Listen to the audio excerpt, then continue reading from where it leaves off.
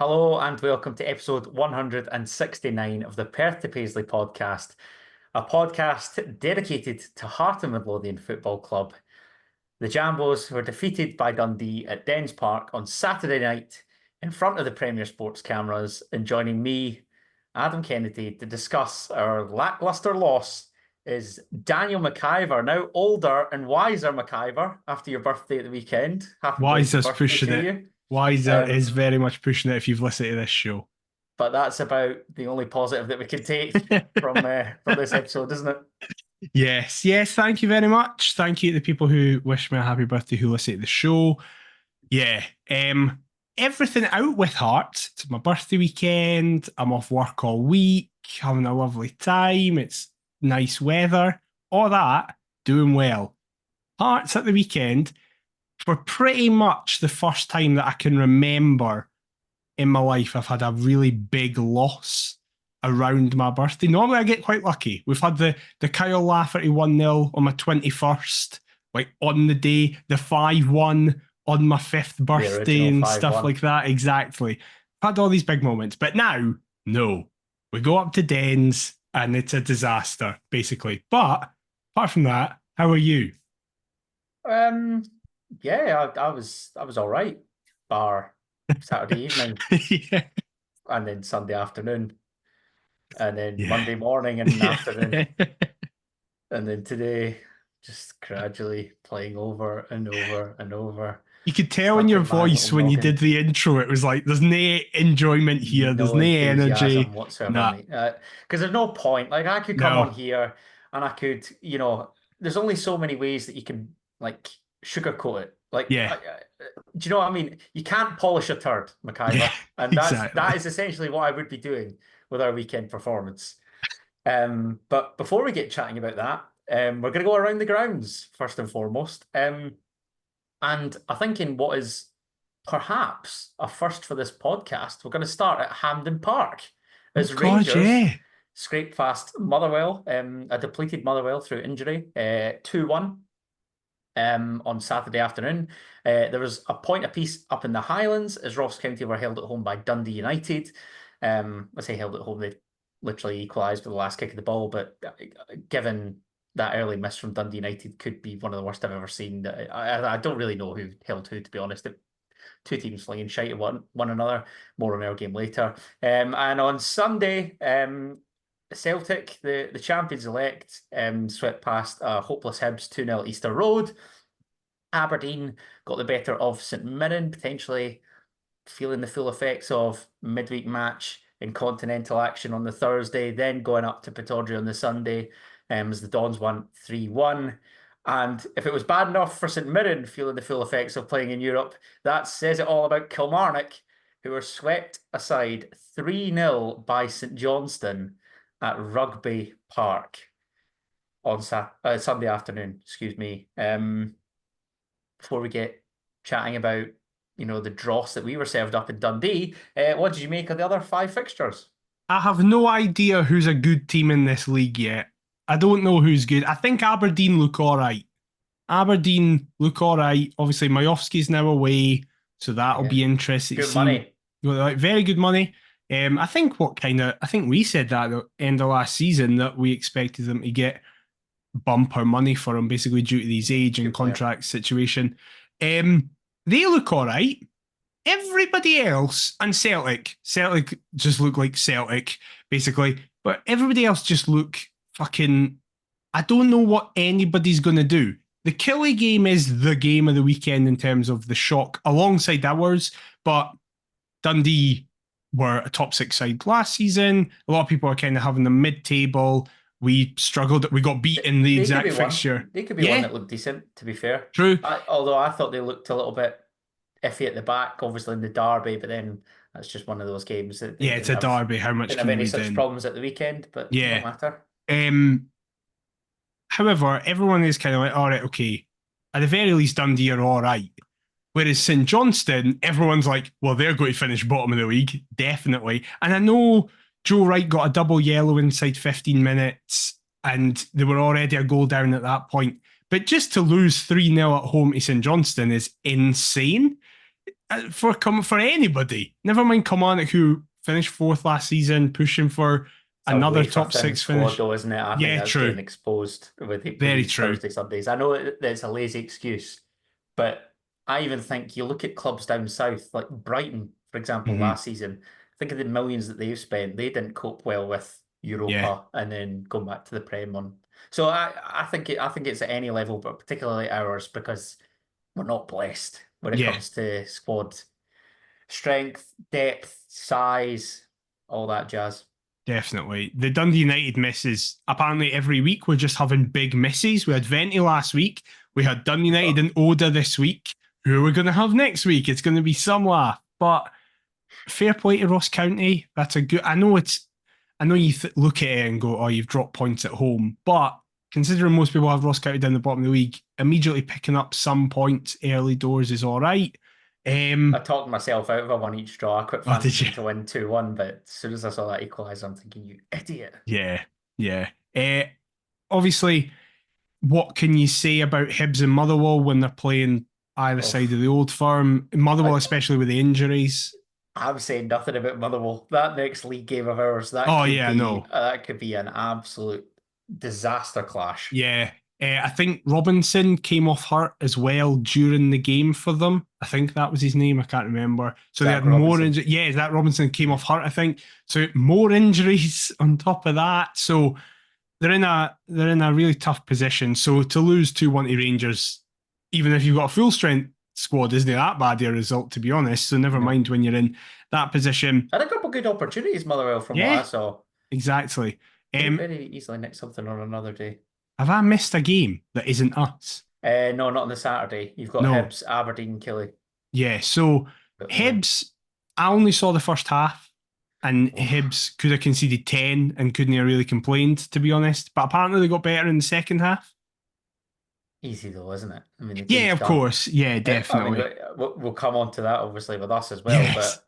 but I just think like Celtic got the job done early doors. Yeah. As soon as that McGregor World Day goes in, you just know it's going to be their day. Yeah, definitely. I That's goal don't. of the season so far Oh, in the 100%. Scottish Premiership. Great strike. 100%. St Mirren, I don't think they'll say that's that terrible result, considering, as you say, coming off the back of Europe. I just think they'll be like, all right, whatever.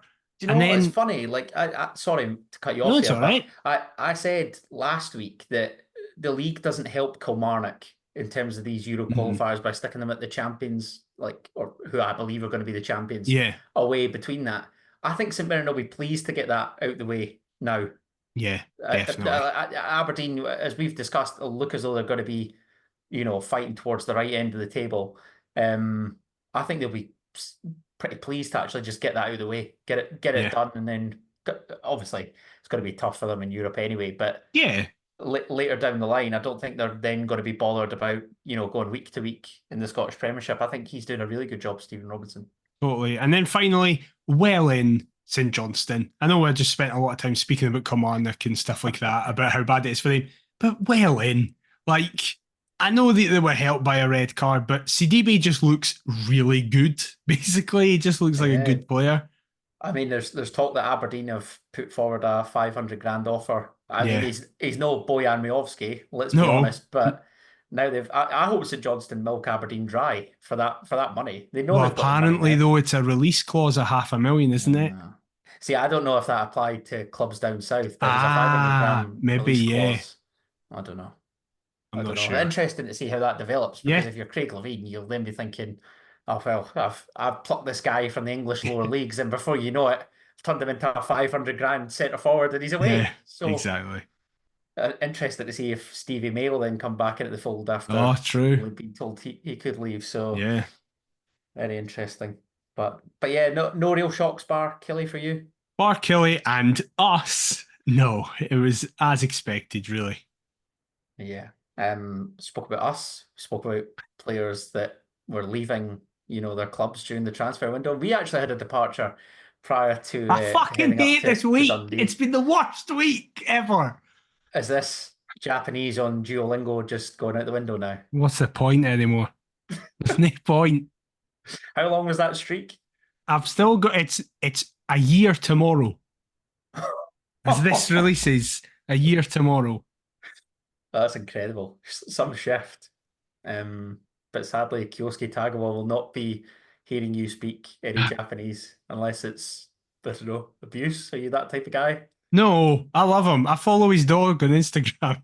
He's His class. dog's got an Instagram. Yeah, it's class. It's a lovely wee grey dog, and he's great. That's how I first found out because he posted a thing being like traveling back home, and I was like, "What?" And then I clicked on his social media, and it was like, "That's can confirm."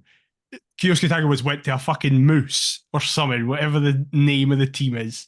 Kashima Antlers. The Yeah, forward makes a Antlers. permanent move to the J League side for an undisclosed fee, subject to international clearance and Scottish FA approval. 25-year-old Kyosuke arrived at Hearts last summer, made 20 appearances, scored 3 goals, including that memorable last-minute rasping volley against Rangers in the final game of last season, which ended the Jam was a 3-3 draw. Speaking to the official Hearts website, head coach Stephen Naismith said, Kyosuke has been great to work with. He's a good person and a good professional, and he's built up a relationship with his teammates, the staff, and the fans. On the playing side, he hasn't managed to get the amount of minutes on the pitch that he would have liked, and you could probably put that down to the form of other forwards over the past year. He wants to play regularly, so when the opportunity arose for him to return to the J League, it made sense for everyone to get it done. I thank Kyosuke for his efforts at Hearts and wish him all the best for the future. Do you echo the gaffer's Yes. statement there? I do notice there's nothing in there speaking about his abilities. It's just he worked hard and he was a nice guy. Listen, he's just like now the definition of a cult hero. Came in, had a class song, scored an absolute rakery and equaliser against Rangers on the last day of the season, fucked off again. I'll love him forever for that. Fair Back point to his to him. homeland. Just getting that coin from an overseas move and then heading back home wherever you know it. Shout out to him. I hope he goes and scores 48 goals and shushes a Hearts badge every time he does it. Fair play to the guy. No sad. Maybe well, you're sad about that. I'm sad about other stuff to come. I really don't want to talk about the weekend. I've tried to drag it out We've got for as 15 long as I minutes in. possibly can. Yes, but sadly, I feel as though now's the time where we have to talk about the massive elephant in the room as Hearts headed to Dens Park, a happy destination for us over the years, to take on Dundee on Saturday. And Stephen Naismith made just one change in personnel. The Jam was shifting to a back three, following a goalless draw against Rangers at Tynecastle on the opening day of the season. Daniel Oyugoke took Yandanda's spot in the starting 11, which meant that Hearts lined up as follows. It appears to be a 3-4-2-1 or a 3-4-3. Yeah. Clark in goal. Back three of Oyugoke, Frankie Kent and Kai Rolls. Gerald Taylor at right wing back. James Penrice at left wing back with Cammy Devlin and George Grant in the middle of the park. And Barry Mackay and Kenneth Vargas supporting Lawrence Shankland up front. Maybe have that variety to go 3-4-1-2 and that Mackay takes up that 10 berth as his squad number suggests. But on the bench, Mackay Raj looked at Craig Gordon, Stephen Kingsley, Craig Halkett, Yutaro Oda, Blair Spittle, Alan Forrest, Malachi Boateng, Yan Danda and Liam Boyce. I'm beginning to bore everybody to tears regarding my stance on a back three. There's murmurs that Yan Danda had been carrying a knock, forcing Stephen Naismith into this change perhaps. But what were you thinking as soon as you saw the starting 11 in that bench? One of the first thoughts that came to my head was, God, what a novelty having strength and depth on a bench is, just generally for this season. Is that like a particular comedian that may or may not have tweeted something out? Yes. And then I don't think, and this is a bold statement considering the tweets he has made, I think he's ever regretted a tweet more considering what happened. But yeah, he was right. He was right. By the way, he was right as well for what it's worth. I'm just glad that I didn't post it like that. Go and see Richard Cobb's Fringe show. It's going really, really well for him. So shout out to that. But I just said out loud, I was like, we're going to get beat. We're going to get beat here. I agree with what Frankie Kent said after the game, what multiple people have said, that I'm not as anti the 3-5-2 as you, or the 3-4-2-1, stuff like that. I think it can be useful in certain situations. The absolute peak of this was away at Celtic Park last season. Yeah, exactly. Listen, I think there's very much specific games where it can work well. And it does tend to be against better quality opposition We need to be more defensively stable. That makes sense. I totally understand that. But why? I've got so many questions. So, one, I'll say this. If Dan does hurt, fine. I don't believe it because he then played a full half and looked absolutely fine and was still had bags of energy at the end of the game. I'm with you. It's just, Yeah. you hear certain things. Yeah, but if that's true, fine. Why do you need to change the entire system? We've bought Blair Spittle this summer. We've got I may not like him, and as we'll get into, but you can play Barry Mackay there and play Alan Forrest on the left with Vargas on the right and Shankland up front. The system doesn't. Are we that reliant on Jan Danda that if he doesn't play, our entire system goes out the window? That's a worry for me. Secondly, Naismith said it was to be more defensively stable. Completely bluntly, why wouldn't you want to be more stable against Rangers? I know you're at home, but we're not that good a team that, oh, well, if we're at home, we can play against anybody. It doesn't matter. And then going away from home, we're that bad that we have to be defensively stable against anybody. And thirdly, when you played so well in the back four and went and took it to one half the Old Firm, got a point and were the better team in the day, why would you? And listen, I will say this right at the start.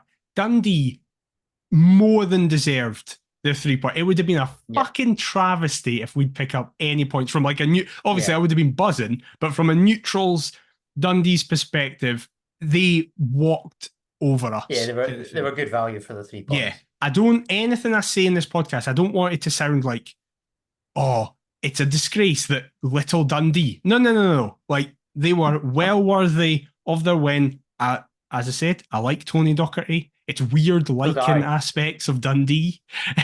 So fair play to them. I like a couple of their players. Yeah, I exactly. shouldn't, but I do. I despise a couple others, don't get me wrong. Yeah, but that's the way it is with all Scottish football clubs.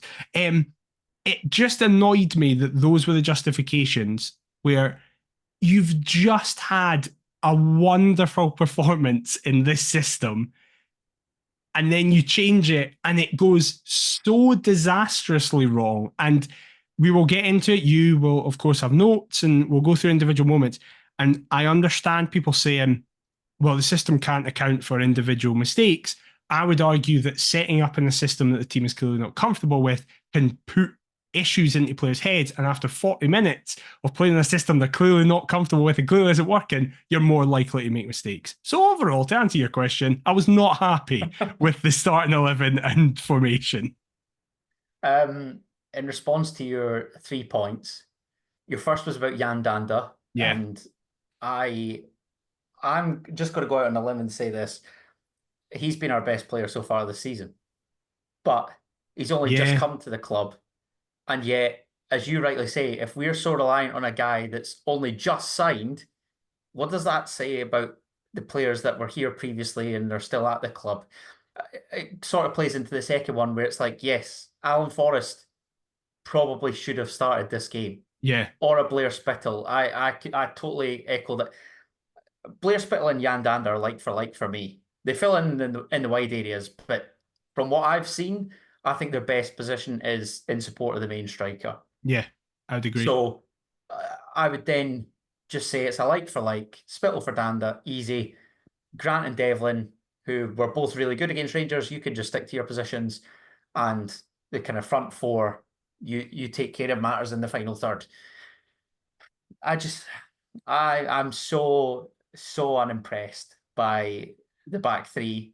It worked at Parkhead, but again, like, that's against the league leaders, the eventual champions, and a side that won a domestic double last season.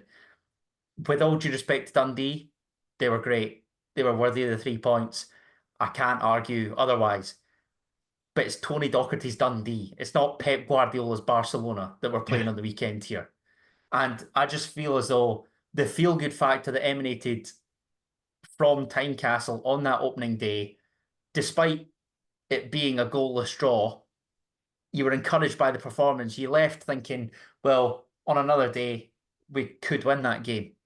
Albeit, Rangers will argue on another day they could have, particularly with the chances that Dessers passed up and we talked about, but created a good few opportunities, looked threatening, particularly at home, which is what you want. but away. And the away form last year was as good as I can ever Yeah. remember it. And that, like, again, we lost at Dens last year, and there were similarities that were seeping in, but with this performance, I mean, one of the goals in particular, it's almost like a carbon copy. Yeah. Yeah, that is true, actually. I will say, This I was want a to just say Go on. quickly before we get into this, I do think there has been an overreaction generally in terms of after that, folk were like, right, the whole squad's shite. Naismith doesn't care what he's doing and Oh, all that. exactly. It wasn't And that last week, was it? yeah, exactly. And I don't think that this suddenly means we're not going to get top four as I predicted in the preseason predictions. I don't think this suddenly means that we're in trouble of getting relegated or anything like that. You don't need to have a massive overreaction, as I've seen some people do. And in a weird way, I think it was so bad that I just think it's a complete anomaly. Like, I just don't see it, as we were saying before we came on, I don't think we play as bad as we did in that final 5 minutes of the first half ever again under Naismith, because it just felt like, oh, this is one of the it reminded me that 5 minutes of the 5-0 against Livingston, where you were just like, oh, this is insane. Like, Oh I my just don't know God. It was what's going horrible. on. Yeah, where you were just watching that going, this doesn't feel like a professional football team. This just feels like random people turning up and having to play against professional footballers. That doesn't have, you can get beat. Like, for example, we've seen us get beat 3-1 by Dundee before. And it's just kind of like, oh yeah, like, think of the way if the game goes, we go 1-0 down, we equalise, we go 2-1 down, so we're throwing everything at it, so then we concede in the 91st And then minute make one on again. the It's counter kind or of like whatever. that. Yeah, yeah. Yeah, that can happen. It's the manner in which that first half happened that has led to such a negative reaction, which I agree with in a lot of ways. I just do want to preface all of what we're about to say with, we're not suddenly being like Naismith's shit. No, The whole God, no. team's terrible and needs ripped up. But we do have to be very blunt. As Frankie Kent said, we were crap. Like, that's the best way of saying it. We were crap. You spoke about the Livingston game there. I think what differentiates the two is Stephen Naismith has credit in the bank for last season. Yeah, true. Yeah. The Livingston defeat, that was the beginning of the end for Craig Levein, as far Yeah. as I'm concerned. Like, Yeah. from there, it was a downward slope. We never Yeah. really recovered from that, if we're honest. True. And that season was pretty much a write-off. I think Yeah. we still reached the cup final that year. Yeah. Yeah. That was the cup final year. Like that. So we put that to one side basically for a domestic cup, but that was down to the Oh, draw we got yeah. there as well, if Yeah. we're being honest. Like, we got very lucky in the draw. Yeah, definitely. Stephen Naismith, it's not now. I'm not throwing the baby out with the bathwater just yet. I mean, I like Yeah, of course. Stephen Naismith did incredibly to recover from a sluggish start last season. Exactly. Yeah. My annoyance is if that doesn't happen here, then fans will begin to ask questions. Yeah, definitely. And look, we're 2 games in. It's early. Yeah. For as much as we were decent against Rangers, we were dismal against Dundee. Yeah. That's going to happen. We're going to have Europe hitting, and we're probably going to see. I really hope it's not to the same level of bad Yeah. performances against Dundee, but there will be a tail off. That's what happens. We've said about St Mirren and Killie. Scottish teams cannot cope with 2 games per week unless you're one Yeah. of the old firm, because Mhm. then your results are all over the place. Definitely. But that being said, we've beefed up the squad for the hope that we are better prepared for this. I just want to be able to turn this into a positive. I also think, and again, I've not spoken to any of the Hearts players. This is just merely as an outsider looking in. I worry if there's a complacency from the playing squad that think, oh, we performed really well against Rangers last week. All we need to do is just, doesn't matter. We can turn up and beat Dundee regardless of who plays well or who doesn't today. This is Yeah. a foregone conclusion. First 3 points of the season. Lovely trip to Tayside. Job done. Back down the road. It doesn't. If It that doesn't work like was that. the attitude, hopefully that's the kick up the arse that makes them go, oh, we can't have that attitude against anybody in this league, because you can't. Absolutely. Because I want to say this was a Dundee side that hadn't won at Dens in the league since March, and they only made one change Wow. after their Derby Day draw at Tannadice. Scott Tiffany coming into the starting 11, and you could see that he was fresh and was Yeah. playing like a man that wanted to nail down a spot in that starting 11. 2 minutes in, Xander Clark's forced into a good save to deny Lyle Cameron from range. But from there on, we've tried to respond. Kenneth Vargas nicks the ball from Luke McCowan, virtually on the halfway line. Has options left and right, but still drives on. Has a pop-it goal, which John McCracken dives for, but sails wide of the mark anyway. However, Dundee take the lead on 23 minutes, and it's a dreadful goal to concede. It's one that I kind of alluded to, and it's similar to Den's last season. Cairo sends an awful pass back to Xander Clark, who basically just sends a drive pretty much straight to Luke McCowan. He just loves basically. looking for Luke McCowan on that Dundee turf. They look to counter. McCowan finds the aforementioned Scott Tiffany on the left-hand side, bears down on goal. Daniel Oyegoke's watching him, jockeying him, doesn't put a foot in, and Tiffany slams home past Xander Clark at his near post. Like I say, much like Luke McCowan's goal when they beat us at Dens 1-0 last season, this is entirely our own doing, Daniel McIver, and it is, for want of a better phrase, absolutely rotten. So I don't really care about the Cairo's back pass because it's like it shouldn't mean anything. It's like it's a slightly underhit back pass, but it gets to the keeper who has time. It's a bad one though. It is a bad one, absolutely. But you see them every single week. They never lead to anything. Xander Clark should still put his foot through it much better than he does. Or take a touch. You've got time to take a touch and then just send it or give it back to someone. Honestly, I'm not even as arsed about the terrible clearance. I'm more arsed than I am about the back pass because, it's so needless and it immediately puts us on the back foot. The thing I'm annoyed about, and it's the first of the sweeping statements that I'm making where I have seen this. However, I've seen this claim more than I have in months after the weekend, where I'm more annoyed at the shot that actually goes in because McCowan doesn't do very well with it.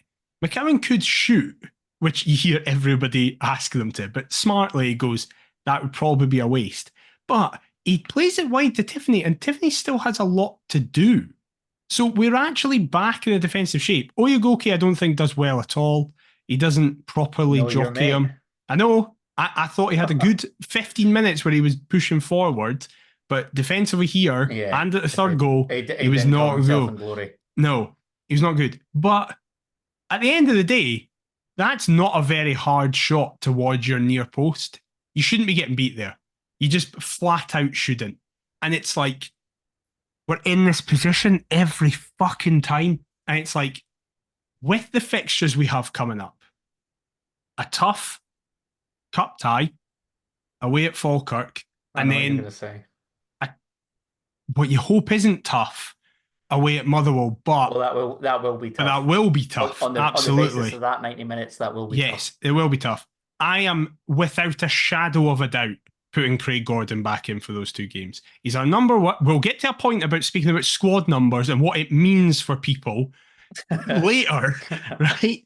But Craig Gordon's our number one. Craig Gordon's our best goalkeeper, right? Is it unfair to Xander Clark? Probably. But bluntly, that's what happens at football clubs, where you play your best players in your best positions.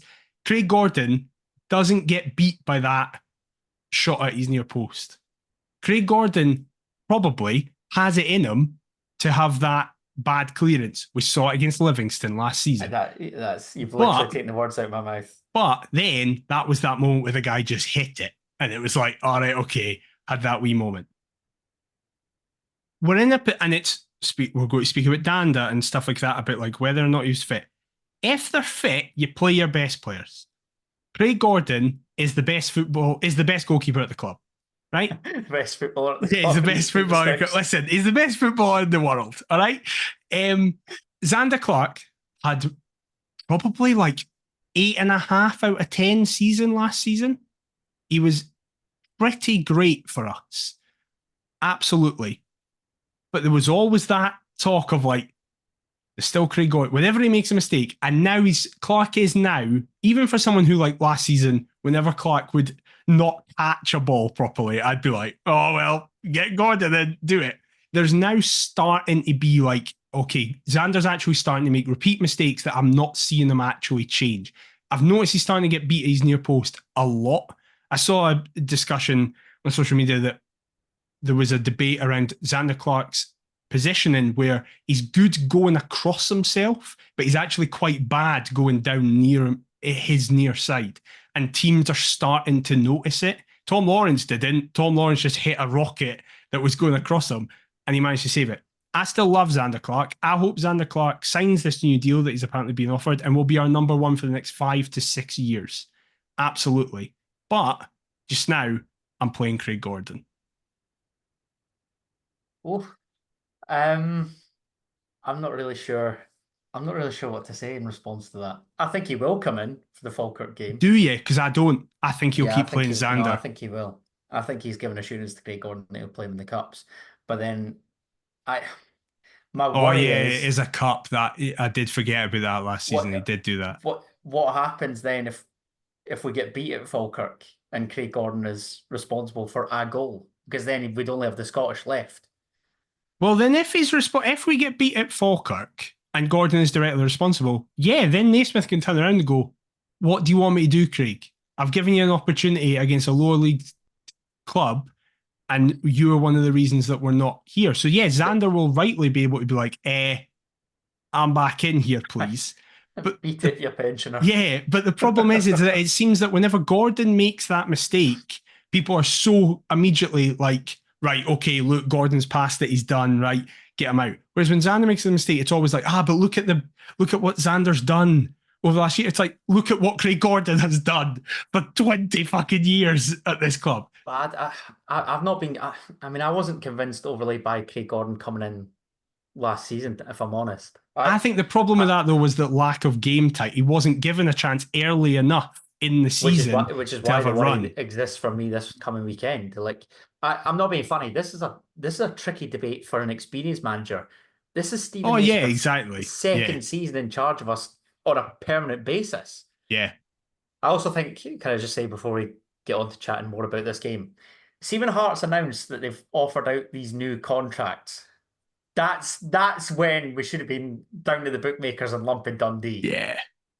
Yeah. Because when has that ever boded well for us? Whenever we think things are going swimmingly and we hand out a bumper new contract with a good duration on it, why does everything then turn to shit afterwards? It's like, this is why we can't have nice things. Yeah, pretty much. But Hearts did try to respond. Frankie Kent headed on a Barry Mackay corner, which Lauren Shankland looked to latch onto, but his effort was blocked at close range by Ziad Larkesh, on loan from QPR, French fullback, Dundee. I doubt he'll get another mention. Oh, the boy that got booked for dissent by going like that to the ref after somebody in the second half went flying, and he really sarcastically... Vargas, no? I think it was Vargas. He sarcastically did like, "Oh, you got to check VR for that," and got booked. A wee Weidel. 35 minutes, Dundee would look to counter. Seb Palmer-Holden latches onto a long ball over the top, a great pass. James Penrice stays with him, but striker forces a save from Xander Clark at his near post before Lyle Cameron tries to do a kind of Paulo Di Canio-esque. Yeah, I don't know what he was doing.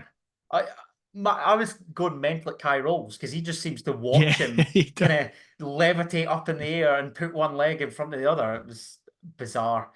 But nearly as bizarre as on 41 minutes, a decision which thankfully saw Hearts keep all 11 men on the park. Shouldn't have. I agree with you, mate. Gerald Taylor, a very lucky boy, only shown a yellow card for an outrageous tackle on Scott Tiffany. You know it's bad when I watched it back on Sports Scene and Cammy Devlin literally has his head in his hands as he's running over because he thinks he's off. I think he's off. Same. I'm assuming you thought that he was going to be shown an early bath. I thought it was like the clearest thing ever. As it happened in real time, I'm watching it on stream, obviously, so it's at the far side. And even before I saw a replay, I went, "That's a red card." And then you see the replays. I don't think he's in control. He's coming in with way too much force. Yes, listen, his foot might not be angled up. To do Scott Tiffany. Yeah. There's no intent to play the ball there. That is 100% a fuck you, you're getting it. Yeah, that is what I was going to say. I was like, his foot isn't it? I don't think his studs are showing, but there's no desire to play the ball there No. at all. And then, listen, it leads to a bad 4 minutes. And all last week, every single Hearts fan was going, how have we got Gerald Taylor? Like, what is happening? This is unbelievable. And 45 minutes into this game, you're like, I fucking know exactly why we've got Gerald Taylor. Because he has this in him. And I couldn't believe it wasn't a red card. I couldn't believe it. Dundee fans were rightly aggrieved, in my opinion. Oh, I shocking don't think man. they were that bothered about it 4 minutes later. They were probably quite chuffed he stayed in the park. But Yeah. just You are absolute. spot on though. Every single pundit in this country has been eating their words Yeah, this exactly. weekend when they've looked at Gerald Taylor's absolute nuke that he's dropped Yeah, to Dundee and gone, oh, okay, so that's why Hearts were seemingly at yeah. at the front of the queue. And the biggest issue, I've seen a lot of people say this isn't an original point. Why is he doing that where he's doing it? It's not like it's a last gasp No, thing to try and say it's a the good boy's at the area. touchline. I mean, Like, even our goal is pretty much in that exact yeah, same area. But we'll come to that. it's so stupid. However, 1-0 down, heading into injury time at the end of the first 45, not necessarily the end of the world. You can But change boy, was it shapes and about to get stuff. worse. You're thinking, right, get into halftime. There's a part of you that's going, oh, it looks like Gerald Taylor has completely lost his fucking head. But as long as we get to halftime 1-0 down, we can change the All shape, we 11 can on the make some park. These are subs. the little aspects of the game that go for you if we've Exactly. been lucky to No. retain all our players on the pitch. But no. Um, Simon Murray spins away from Kye Rowles with ease on the right-hand side after Dundee exchange various passes on the flank. But Gerald Taylor stabs home through his own net Murray's cross. It's past Clark in a flash. No idea what he's up to. But if it doesn't get sent off, then this doesn't happen. I guess. Do you remember in the COVID championship season, the own goal Andy Irvine scored against Queen of the South? At That Tynecastle. yeah, that was just the most batshit thing. It looked almost deliberate. It was just like, what is going on? This feels like he's just went, fuck this. I'm just rattling this top corner.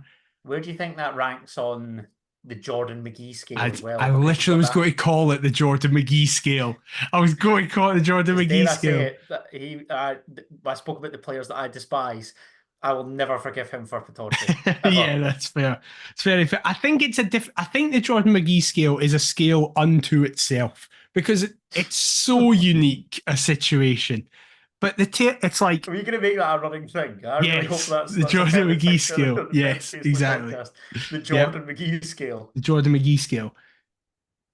As a professional footballer, you should be able to kick a ball with both feet. I think that screamed to me that he doesn't know how to use his left foot, so swung his right at it. Because if he swings his left foot at it, it just goes back the way it came. It's probably not a great clearance, but it just goes back the way it came. But he's panicked. And what it is that he lost his head 4 minutes before and isn't thinking. Even then, why does he not just send it up into the abyss in the Yeah. park somewhere? Why would he feel as though it would be necessary to concede a throw in that position? Yeah. And particularly from the side in which the crosses came. I know. I mean, I know it would have been bold for him to turn his body in his own box, but he probably has just enough time to do so. Yeah. Or somebody could give him a shout. He's not under that much pressure. No. It's just, I couldn't believe what I was watching. It literally is just a guy who's completely lost his head and just doesn't want to be on the pitch anymore.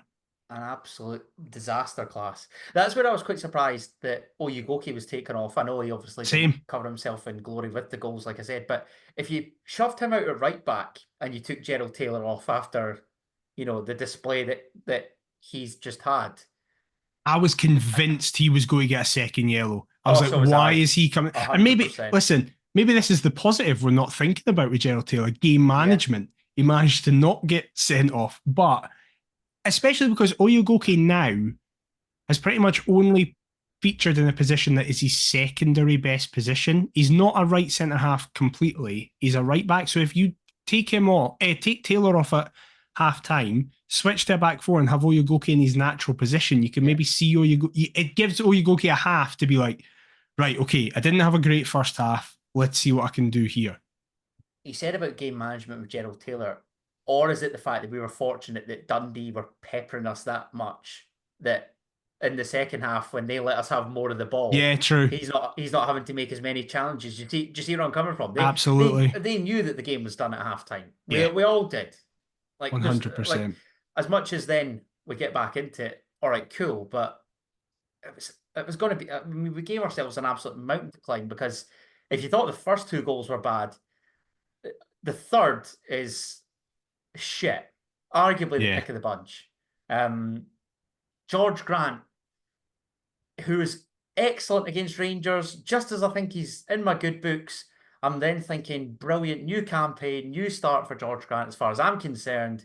Tries just the most stupid, unnecessary flick over an opponent's head. Yeah. 30 yards from his own goal. Lyle Cameron then seizes control, slips it out to Scott Tiffany again on the left-hand side, who's causing all sorts of problems, skips past Oyegoke like he's not even there. And then Frankie Kent just sticks out a lazy leg to trip Tiffany. Yeah. Stonewall penalty, as clear a penalty kick as you'll ever see. Luke McCowan steps up, and despite Xander Clark going the right way, fires home Dundee's third before the break. Half-time at Dens Park. Dundee 3, Heart of Midlothian 0, and I'm absolutely disgusted with that performance. And what the worst bit for me was the halftime pantomime that happened at the halftime whistle. I know. What is the point in that? What that is George Grant trying to save face, try to look like he's still got some fight. It's like McCowan and Cameron especially had just like absolutely bullied you for 45 minutes. And I will say, listen, ran him ragged. My point stands at the start of this. It was because of the shape.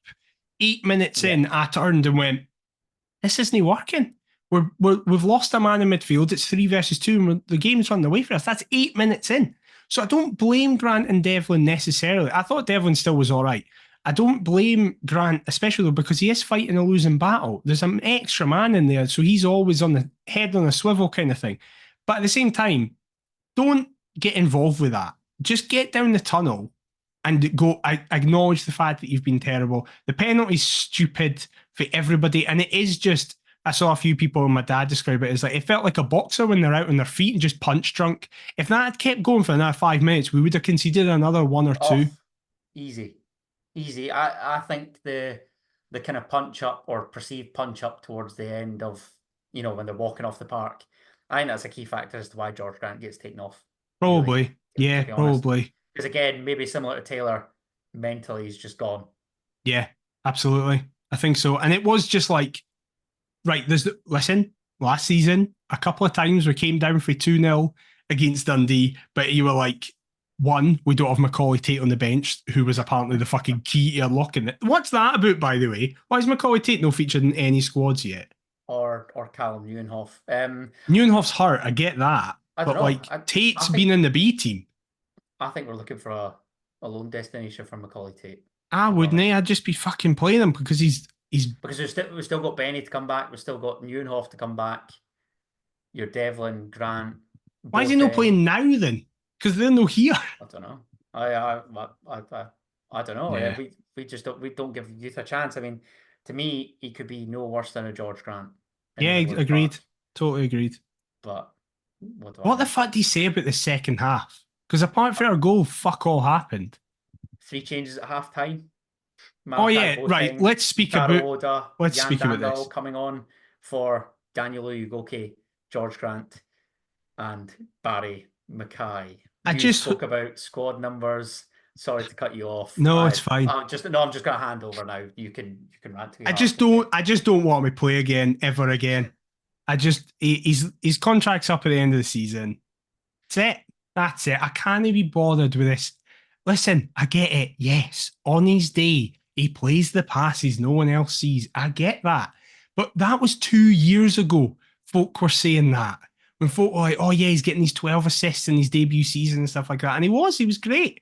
And then it's been 24 months and he's 3 injuries in And the biggest glowing sign of that we've passed Barry Mackay is that we've signed Jan Danda, who can do everything Barry Mackay can do, and is younger and looks better in these opening 2 games. I thought Mackay was all right against Rangers. Danda was better, and Danda came on and was one of our best players against Dundee. I know it's easy to do that 3-0 down, but he still did it. You basically nicked one of my points in that it was easy, but I'm with you on Jan Danda. For me, he starts every single week. It provides that wow factor in the final third that, yes, Barry Mackay did previously provide. However, him taking the number 10 shirt tells you all you need to know, and that Stephen Naismith sees him probably as a number 10, as you would think. But it's probably, high up on the list of importance. To me, we've been screaming out for Hearts to sign Jan Danda for ages. So I can't then turn around and go, well, Jan Danda's here now, so let's just put Barry Mackay back in and keep him on the bench. I'm telling you now, if we persevere with Barry Mackay this season, we will lose more games as a direct result. Because we're carrying a passenger. We're playing with 9 outfield players for most games. And you can't do that in a season where you're going to be competing on multiple fronts. Right now, we're competing on 4 fronts with Europe added to the 3 domestic competitions.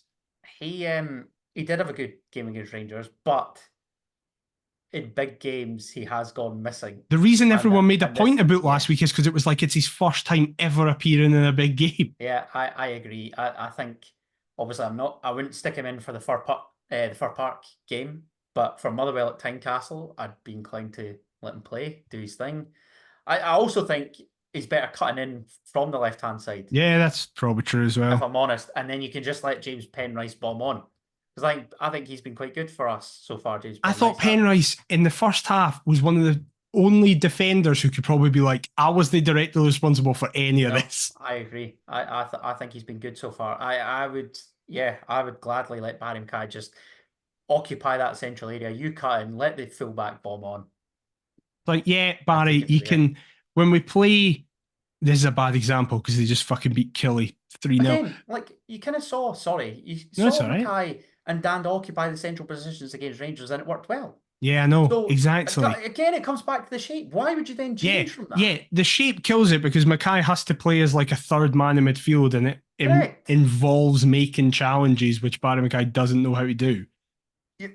You're expecting a midfield trio of Cammy Devlin, George Grant, and Barry Mackay to get stuck in against Dundee, a rugged, tough, hardy Dundee at Dens Park early on, second game of the season. And listen, not going to happen. Devlin would probably want to try and take them on his own, but he can't do that. He just can't.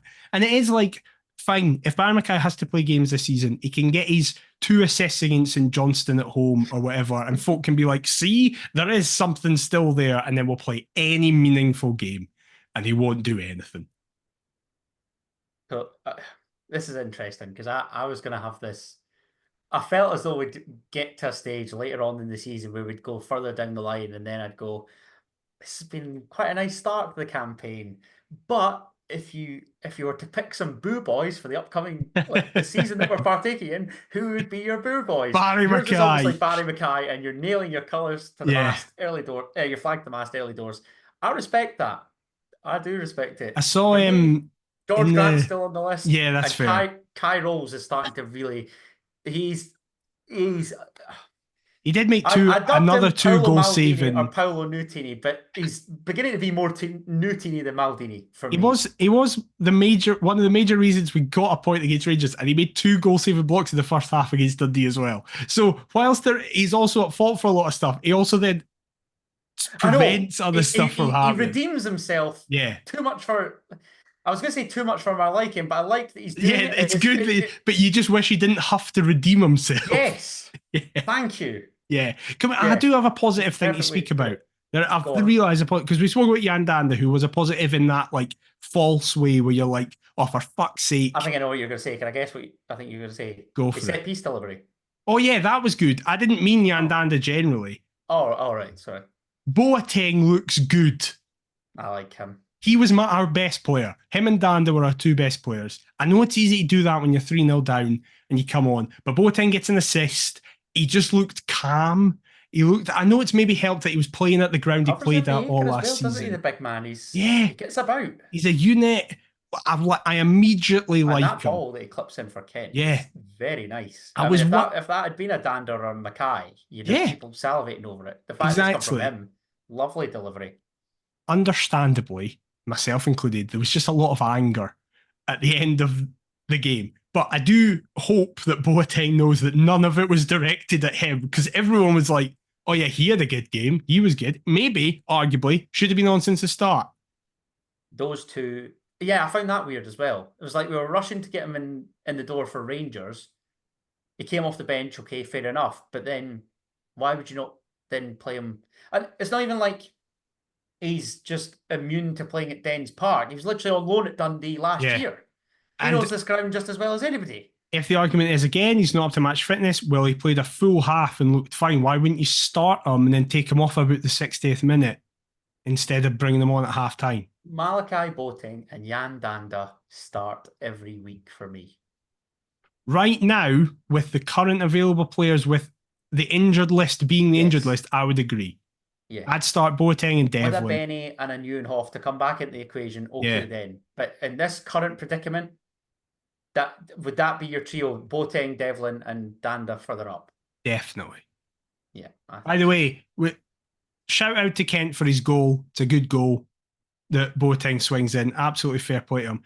We need to mention it because we will be called like biased and stuff. Shankland was fucking awful on Saturday. He was terrible. Again, it's the birthday. The birthday. I know it was his birthday. Has caught on to everybody here. Yeah, he was terrible. Let down on his birthday, let down on your birthday. Just a rotten time. Awful. But I agree. It was far too quiet. To me, again, see when I see Lauren Shankland coming deep, I'm like, we're past this pish now. Surely we've got players that can connect midfield to attack. You just stay in the box and get your massive forehead on the end of things. Yep, exactly. Like, what is the point in you having to come back? And again, for certain matches, like the Rangers game, he in behind Vargas to stretch the back four and to then get more space. Okay, cool. But against Dundee, you could argue we should probably have the majority of possession. There is no need for Lauren Shankland to be coming so deep to retrieve the fucking ball. Yep, agreed. However, obviously we spoke about Boateng's cross for Kent. All there's really to mention other than that in the second half is Yutaro Oda missing what can only be described as an absolute sitter, heading straight at John McCracken from a lovely ball in from the left-hand side. Can't even remember who crossed it, but other than that, didn't carve out a lot.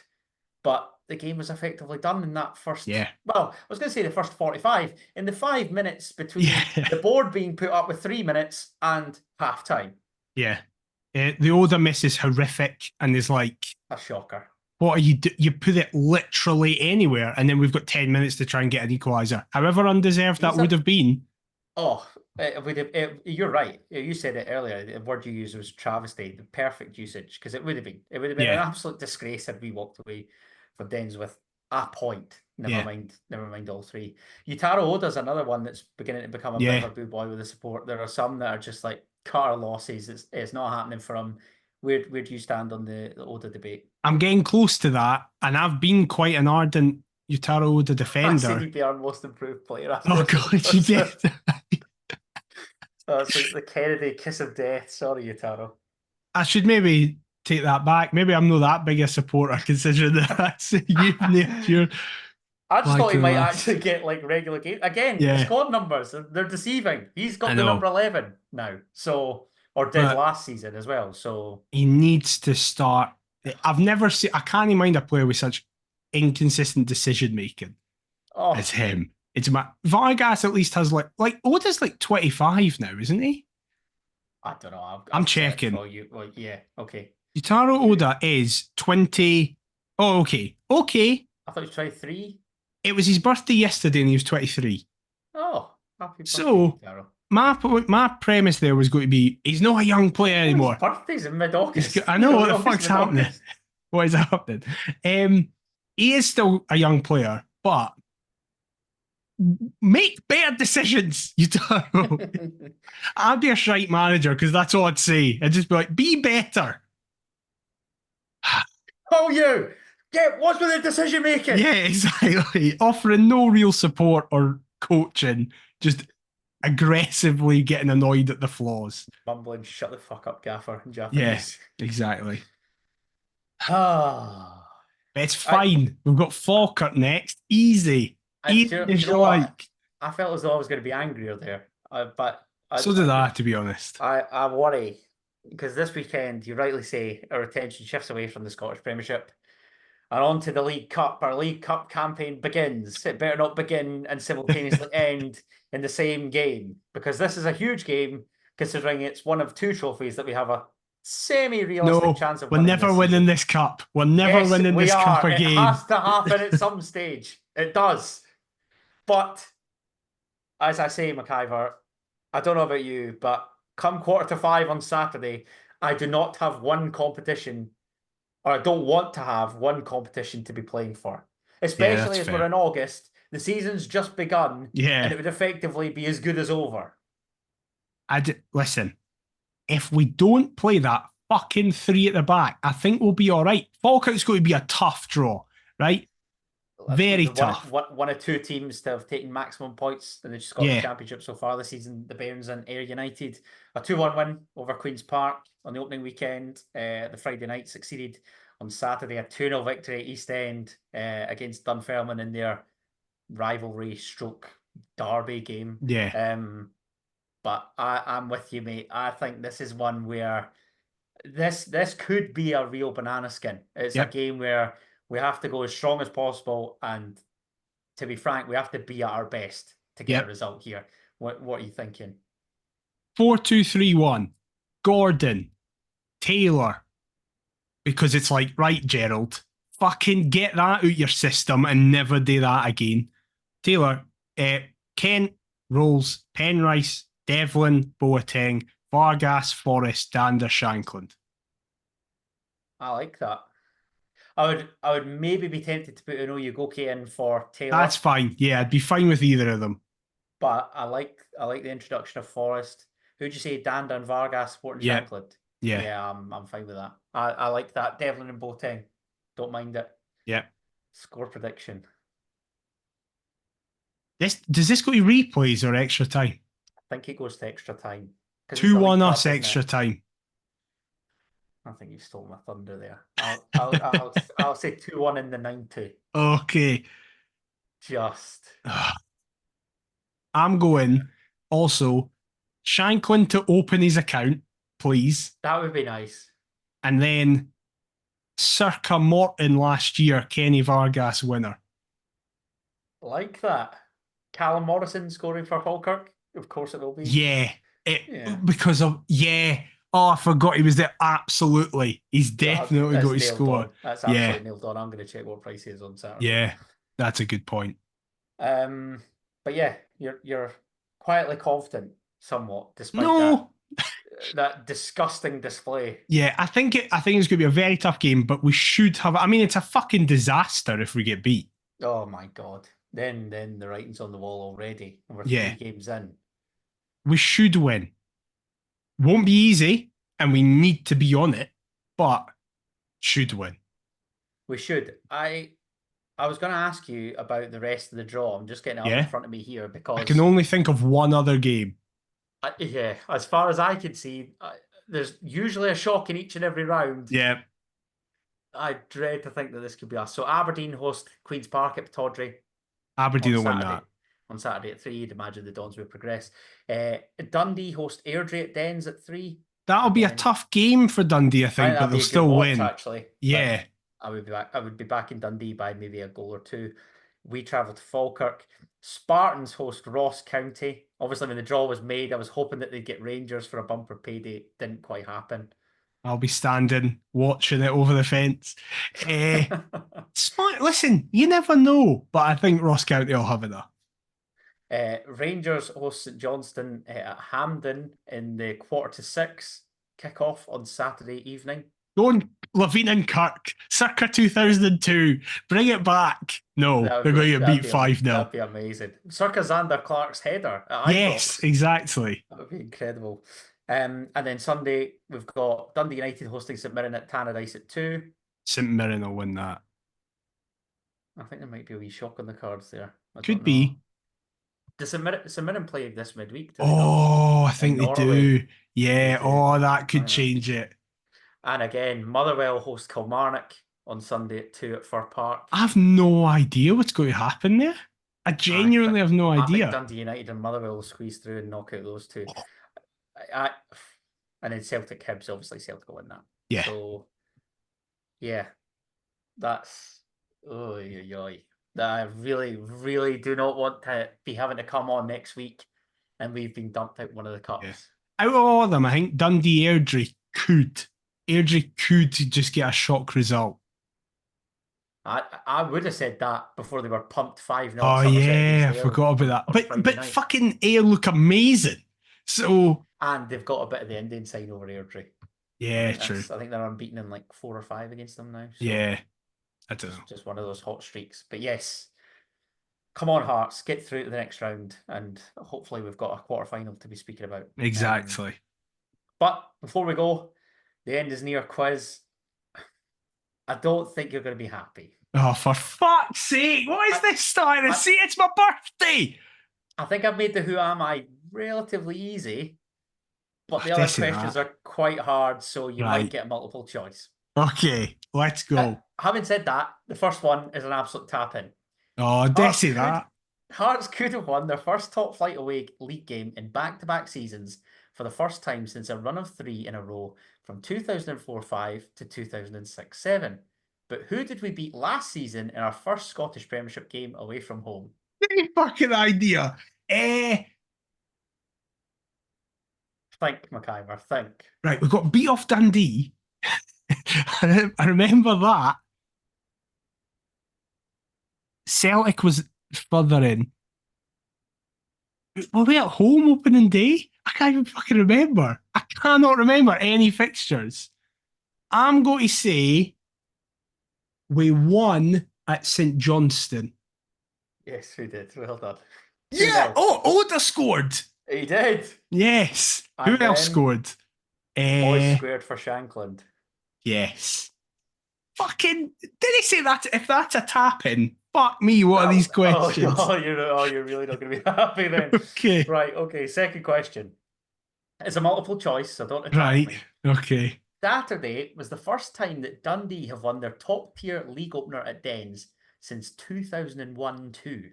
Oh my God. But who did they last beat back then? Was it A, Aberdeen, B, Hibernian, C, Celtic, or D, Rangers?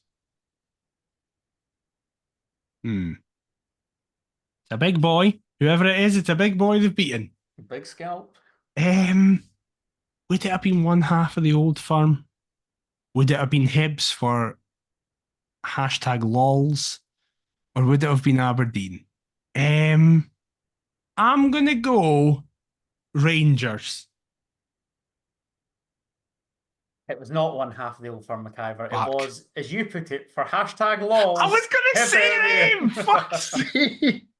They were going to be my next option. Fuck's sake. Were winless in 11 matches since, drawing 4 and losing 7. Then we came along. And then we came along. both the Capital. Yeah, they just like playing us. The Dens and the season opener, it's a write-off. God's sake, man. There you go. 1 for 2. It's all right. Relax. I've not got 0. That's the important thing. Exactly. Avoid that donut. Your third question is, Hearts last won 4 games in a row against Dundee in the top flight following a 3-0 victory at Tynecastle in October 2004. Earlier in that season, on the opening day, Hearts won 1-0 at Dens. But who scored the winner for the Jambos that day? Was it A, Stephen Paisley, B, Phil Stamp, C, Paul Hartley, or D, Lee Miller? Right. I don't think it's Stamp, because was Stamp still here in 04? I don't even know. Presley and Hartley obviously were. When the fuck was Lee Miller here? I thought it was 05 Lee Miller was here. I don't know why. That is the 04-05 season. Oh, true. True. Oh, shit. True. It could be Lee Don't Miller worry, then. I did check who was playing for Hearts in 2004-05. Okay. I'm not just giving you four randoms from Is it? countless different years. Is it Glenn Whelan? Um, I feel like I vaguely have an image of Presley scoring against Dundee, but he might have just done that at another point. Would you have put the second option both times in back-to-back quizzes? Because I think Hibs were the second option in the last Do you one. love Phil Stamp? I do love Phil Stamp, but Stephen Presley's my first ever favourite Hearts player. I don't think Stamp was still here in 04. I might have been wrong by that, but I thought Stamp was away by then. I'm going to go with Lee Miller. McIver. Is it Presley? Yes, it's Fuck's you. Of sake! course there was a Stephen I know! Presley I question. wanted to see it because I remember him celebrate. He ran away like that.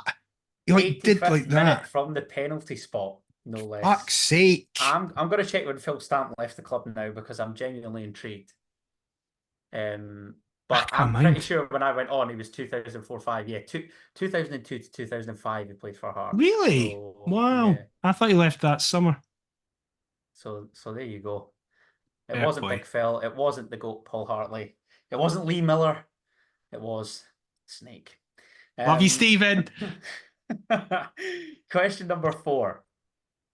2 former Hearts players were in the Falkirk starting 11 the last time Hearts played Falkirk at the Falkirk Stadium, as Sean Clare's penalty put the Jambos into the quarter-final of the Scottish Cup. But who were the 2 former Jambos in question? Right. I know one of them. One of them's Connor Salmon. But correct. Was it Dario Zanata or Callum? Was Callum Morrison there by that point? Can I be honest, McIver, and stop you there? Yeah. It's neither of them. Oh, well, fuck. I only have one other player in my head. Oh, no, I've got 2. Shit. Go on. The 2 that I'm thinking of are Brad Mackay and Morgano Gomes. Okay. And I know they both played for Falkirk, but what? Oh, fuck, who was it? Surely Gomes wasn't at Falkirk in 2020. Surely, fuck. I'm going to go Brad Mackay. Is it fucking Gomes? It's Morgano Gomes. I hate my life. I hate my fucking life. I never remember players that play for other teams. And I know every former Hearts player that's ever played for Falkirk. I was going to say, you did really well. You were just reeling them off, but no. And then you brought it down to a 50-50, which I am notoriously known for getting wrong on this podcast. Oh, it's funny when the shoe's on the other foot. I'm not going to lie to you. I can see why you piss your pants when I do it. My birthday. It's my birthday and you're doing this to me. It's a disgrace. Listen, I was just trying to look for questions. I was desperate this afternoon. I was like, I don't know. I then was curious as to who was playing for Falkirk. So Morgano Gomes and fair play, Morgano. Still playing at that level in 2020. And now he's back there because he plays for East Stirlingshire, I think. Yeah. Still at the ripe old age of however old he is. How old is Morgano Gomes, actually? Yeah. How old is Morgano Gomes? He's fucking 39. 39, Jesus. What a hero of a man. Some boy. Right, who am I? Right. Which I worry is easy, but you're not happy with this quiz as it Judging by the quiz, I'm not getting it. Okay. Here we go. Hearts were my only overseas club, joining the Jambos from my hometown team before I returned to the first club of my professional career after leaving Edinburgh. I scored 1 competitive goal for HMFC, an absolute cracker at Tynecastle, past a former Hearts goalkeeper, but it's probably the second best of my career in comparison to another goal that went viral a few years ago. I've never been capped at full international level, only playing for the under-20s and under-23s. Who am I? Not a lot of information. I have one name in my head immediately. Okay. Ben Garuccio. Just because I can't remember if he ever scored for us, and I don't know who the goalie it would be, but I remember Garuccio scored like a Puskas-nominated goal after he left us. Okay. Right. And I don't think... Oh, but surely Garuccio would have played for Australia. Surely, fuck, man. There's not that many left backs. Right, I need to narrow this because if you say like Well, Kai Rolls is 2017, out there at the minute, so yeah, exactly. If you say like 2017 to 19, I could be in. okay. So between what years did this man play for Hearts? This man played for Hearts between 2018 and 2020. Oh, it could be Garuccio. Do I just ask nationality? I don't know. Isn't it? I mean, if I ask position, that's stupid because we had fucking hundreds of shite left backs like Leonard Soa and all that kind of part. But he played for like Hamilton and stuff. What Was Leonard Soa nationality? was he not a previous Who Am I? I Maybe think he was. yes. I think he was. I'm now terrified that fucking Garuccio has been a previous Who Am I as well, actually. Well, I made up the list, so I have So been if he looking to is, see and this is Ben who Garuccio, has been or who hasn't. it's your fault. Do I ask the nationality? Yeah. What nationality is this man?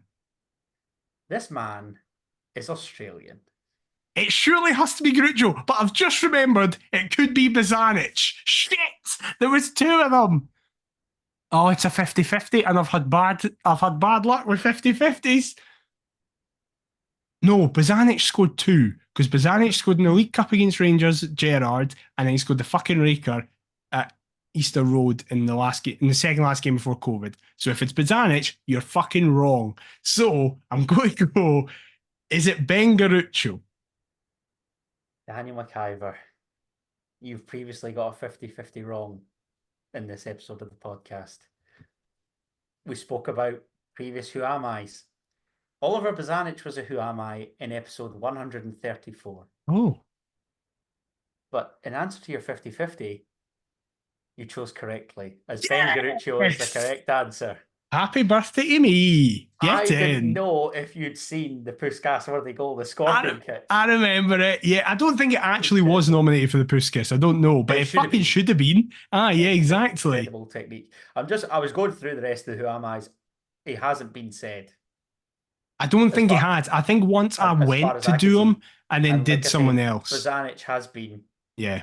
But yeah, he's one that I wanted to do for a while. Just know when you like, I've obviously who got did he score against? And now I've got kind of potential Who Am I's underneath that. So he scored against Inverness. I was at the game. Oh, was it Ridgers in goals? Against Mark Ridgers, and we battered them 5-0 in the League Cup under Levine.